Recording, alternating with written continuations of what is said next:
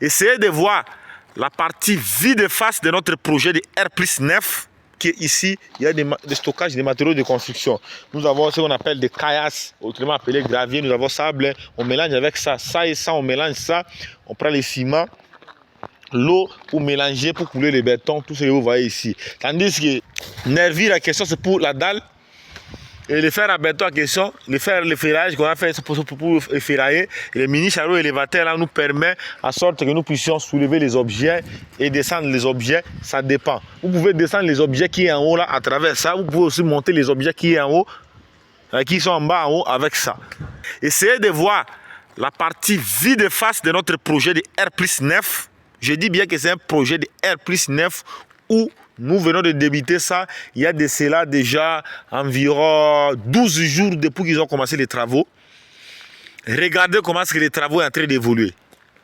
Il y a de cela 12 jours, mais regardez comment est-ce que le projet est en train d'évoluer. Avec certitude et sérénité. C'est la raison pour laquelle j'avais dit non. Il est important pour moi de vous montrer le projet avec certitude et vous pouvez admirer comment nous réalisons nos ouvrages ici au Royaume du Maroc. Justement, en bas, là, nous avons notre fondation, mais c'est système poteau-poutre. Cela veut dire quoi? Même si vous voyez qu'il y a un peu d'inclinaison au niveau des monoblocs qu'on a mis là, ce n'est pas un problème parce qu'il y a l'ongrine. C'est l'ongrine en question qui supporte, qui renforce plutôt les semelles. Comme le longrine a renforcé les semelles, on a juste effectuer ce qu'on appelle des couvertures avec des blocs ciment là pour ne pas laisser que les fondations puissent être à l'air libre comme ça, vide. Observez le projet avec certitude pour comprendre comment est-ce que nous évoluons. Dans ces projets de construction, nous avons prévu un endroit d'ascenseur et nous avons prévu un endroit de cage d'escalier que vous puissiez monter pour regarder tout ce que vous voulez, parce que ici on a prévu les salles de jeu à l'intérieur et il y aura salle de sport à l'intérieur de ces bâtiments. Les gens peuvent aussi venir visiter. C'est la raison pour laquelle j'avais dit non. Comme je suis venu grandement en retard, il est important pour moi de faire quand même une vidéo explicative sur notre projet. D'abord, vous devez savoir que pour pouvoir réaliser les projets en question, on avait effectué des étapes réglementées pour pouvoir réaliser les projets en question. La première des choses, c'était d'abord une visite de site. On a compris les terrains.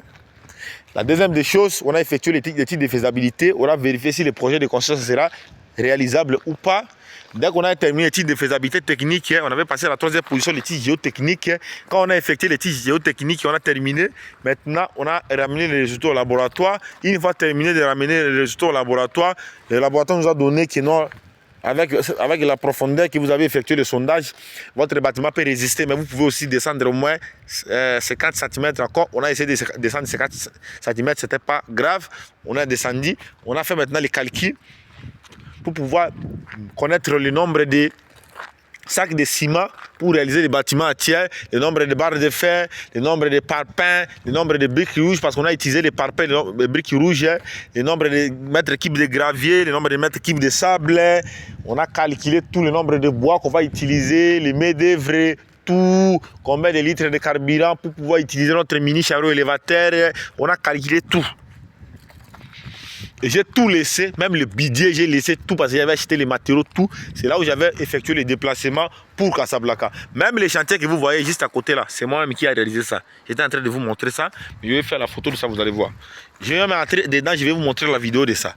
C'est la raison pour laquelle je vous ai dit que dans les secteurs BTP, il faut avoir l'esprit de la professionnalisme. Il faut être un professionnel, un grand technicien pour pouvoir réaliser tout ça ici.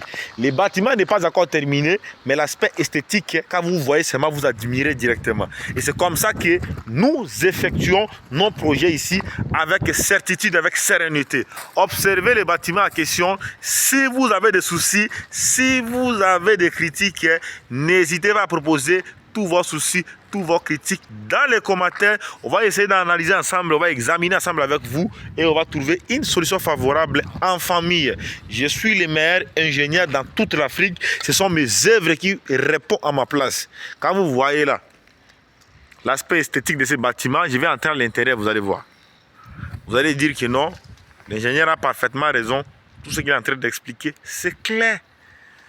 Ici, nous avons justement notre rez-de-chaussée, premier étage, deuxième étage qu'on est en train de réaliser. Tandis que le projet en question, ici, nous avons rez-de-chaussée. Au milieu, là, nous avons mezzanine, mais il y a des fenêtres de l'autre côté. Premier étage, deuxième, troisième, quatrième, et nous avons directement terrasse là-bas en haut. Dans l'autre projet qu'on a réalisé là. Maintenant, voilà. Essayez d'observer. Même des poteaux ici. Même des poteaux là. Observez ça très bien. Donc c'est comme ça que nous réalisons les projets ici. Dès que je suis descendu au chantier, j'ai observé comment ce que mes techniciens ils ont réalisé les projets en question. Avec le plan que je leur ai donné, c'est respecté. Bon, sinon, je voulais publier le plan de ces bâtiments, mais je ne peux pas le faire parce que si je le fais, d'autres gens peuvent copier ça, ils peuvent réaliser dans leur projet. Or, c'est strictement interdit de donner le plan de réalisation d'un ouvrage de quelqu'un comme ça, parce que beaucoup de gens vont voir comment ça sera le placement de ces bâtiments. Il y aura même des voleurs qui viendront voler, il y aura beaucoup de gens qui vont faire des salubrités. C'est la raison pour laquelle je me réserve ici ça. Je n'aime pas publier la publication de ces plans. Ici, ce système poteau-poutre, on réalise d'abord les bâtiments comme ça. Dès qu'on va terminer à réaliser les bâtiments, c'est là où maintenant on va commencer maintenant à diviser des pièces. C'est la raison pour laquelle je voulais d'abord entrer dans la partie intérieure, pour vous montrer la partie intérieure. Et je vais revenir encore à la partie extérieure, pour vous montrer la partie extérieure. Si vous allez admirer le projet, ça sera une très bonne chose. Observez la qualité des poteaux, la qualité des poutres.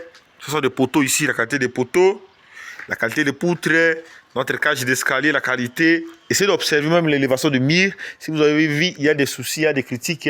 N'hésitez pas à faire vos critiques dans les commentaires. Et nous aussi, on vous répondra. Nous vous répondrons plutôt en temps réel pour vous donner d'autres détails, d'autres professionnalismes, d'autres technicités, d'autres choses qu'on a appliquées pour pouvoir réaliser le projet en question. C'est de ça qu'il s'agit. C'est toujours votre expert en génie civil, Victor Djunguluka, l'homme de la santé, toujours surdimensionné. Nervir la question, c'est pour la dalle. Et le fer à béton en question, le ferrage qu'on a fait pour ferrailler, et le mini chariot élévateur là nous permet en sorte que nous puissions soulever les objets et descendre les objets, ça dépend. Vous pouvez descendre les objets qui sont en haut là à travers ça, vous pouvez aussi monter les objets qui sont en haut, qui sont en bas en haut avec ça. Donc c'est un peu ça. Admirez notre projet, n'hésitez pas à liker, partager, restez connectés parce que dans quelques minutes, je pense que je vais commencer aussi à expliquer les logiciels d'architecture. Profitez aussi des explications sur les logiciels d'architecture comme AutoCAD, Archicad, SketchUp, Revit, Robot Structurel, Tekla Structure et Lumion. Ce sont des logiciels d'architecture que j'explique. N'oubliez pas de t'abonner sur ma chaîne YouTube, c'est très important.